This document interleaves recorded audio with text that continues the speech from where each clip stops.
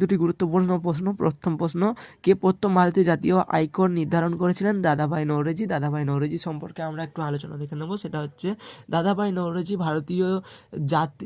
ভারতীয় রাজনৈতিক, অর্থনীতিবিদ এবং সামাজিক সংস্কারক ছিলেন। তিনি ভারতে জাতীয় আয়ের প্রথম পরিমাপ করেন এবং তিনি 1876 সালে ভারতীয় জাতীয় আয়ের প্রথম খসড়া পেশ করেছিলেন।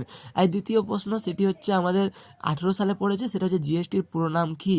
তো জিএসটির পুরো নাম হচ্ছে goods and service tax, goods and services tax.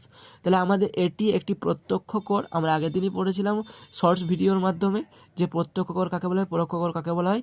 এটি একটি অপ্রত্যক্ষ কর, মানে হচ্ছে পরোক্ষ কর, যা ভারতে পণ্য এবং সেবার সরবরাহের উপর আরোপ করা হয়। জিএসটিকে কেন্দ্রীয় জিএসটি, সিজিএসটি এবং রাজ্য জিএসটিকে এসজিএসটি, সমন্বিত জিএসটি, আইজিএসটি, এই 3টি স্তরে ভাগ করা হয়। ক্লাসটি কেমন লাগলো জানিও।